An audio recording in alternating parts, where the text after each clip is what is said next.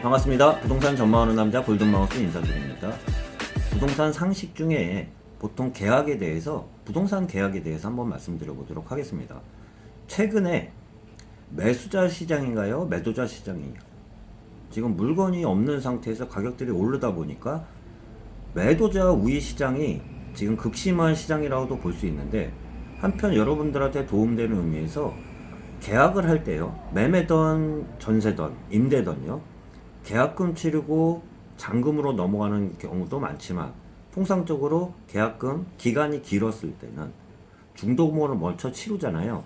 이 얘기를 왜 드렸냐면, 최근 제가 주변에서도 봐도 그런 사례가 있으면서, 또한 집을 보여주다 보면 이런 임대인도 있어요. 어떤 경우냐면, 통상적으로 꼭 정해져 있는 건 아니지만요, 매매가든 전세가든 그 가격에 보통 10% 정도를 계약금을 치르는데요. 또한 전세에 대출을 받았을 때는 최소 5% 이상을 치러야 됩니다. 그런데 다주택자거나 예를 들어서 집을 매매하려고 비워놓은 경우 같은 경우, 전세든 매매든 먼저 우선순위로 파는 게 우선이었겠지만 전세를 넣는 경우도 있고 매매를 넣는 경우들도 있는데요. 계약금을 넣을 때 기간이 통상적으로 한 달에서 한 달 반 주고, 더 요새는 미리들 얻으려는 분들도 많기 때문에 잔금이 2달 이상 되는 경우도 있는데요. 너무 길었을 때는 해지를 방지하기 위해서라도 최소한 10%를 맞춰주시는 게 좋습니다. 가끔 보면 10%도 안 되는 가계약금이라는 게 계약서상에는 존재가 하지 않는데요. 몇 퍼센트가 정해져 있지 않다 보니까 굉장히 적은 금액으로, 예를 들어서 8억 임대차 계약을 맺는데 통상적으로 8억이면 8천만 원이잖아요. 그런데 계약금을 1천만 원 정도를 지불을 했을 경우에는 그 이외에 새로운 매수자가 나타나가지고 다시 계약을 한다고 하면, 임대인 입장에서는 저한테 이런 얘기를 오히려 이야기를 하더라고요. 불법은 아니에요. 합법적인 내인데 계약금을 배상을 하면 이 계약이 보통 무효가 되는 경우들이 많아요. 계약서상에 읽어드리면, 채무 불이행이나 손해배상, 계약의 해지에 대해서 한번 잠깐 얘기 드려보면, 임대인이나 임차인이 본 계약상의 내용에 대해서 불이행이 있을 경우 상대방은 불이행한 자에 대해서 서면으로 최고하고 계약을 해지할 수 있다, 이런 조항이 있는데요. 그리고 계약 당사자는 계약 해제에 따른 손해배상을 각각 상대방에게 청구할 수 있으며, 손해배상에 대해서는 별도의 약정이 없는 한 계약금을 손해배상 기준으로 한다. 임차인은 임대인에게 계약 당시 계약금 또는 보증금 명목으로 금전을 납부할 때에는 다른 약정이 없는 한 중도금이 없을 때는 잔금이 지불될 때까지는 임대인은 계약금의 배액을 상환하고, 임차인은 계약금을 포기하고 이 계약을 해지할 수 있다는 조항이 있는데요. 이 계약에 이 조항들을 악용하는 사례들이 있어요.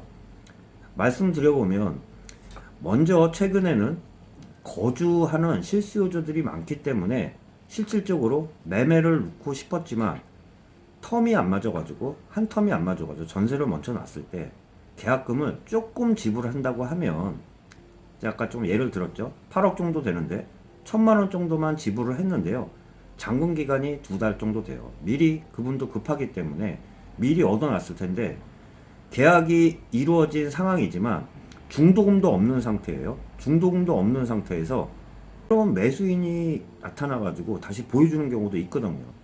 그랬을 때는 그 매수인은 입주를 하는 그런 경우들이 많아요. 또한 담보대출을 받았을 때에도 거주 의무 기간이 있기 때문에 6개월 안에 거주를 해야 되는 의무 기간도 따르기 때문에 입주에 대한 이야기는 꼭 묻게 되는데, 금액들을 잘 받았을 경우에는 기존 매도인 같은 경우도 이런 경우는 해지를 하는 경우들도 종종 있다는 말씀 좀 드려보면서, 보통 통상적으로 계약금에 굉장히 적은 금액을 놨을 때는 해약될, 요즘같이 매물이 부족할 때에는 그 계약 해지를 할 수 있는 그런 여지도 충분하기 때문에 이왕이면 10% 이상 거는 게 낫고요.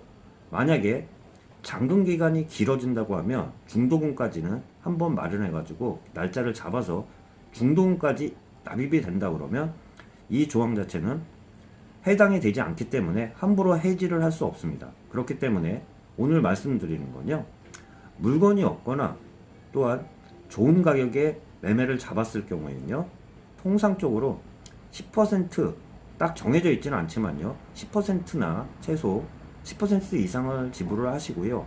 또한 기간이 긴다면요, 긴 잔금 기간을 갖고 있다면 꼭 중도금을 잡고 중도금까지는 누셔야지 확실하게 해지가 안 된다는 이런 말씀 좀 드려보면서, 융통성이 요즘 같은 매도자 우위 시장 하에서는 좀 융통성을 갖고 해지를 시키지 못하게 하는 그런 방법들에 대해서 기간이 길었을 때는 중도금 날짜를 잡고 중도금까지 놓아버리고요.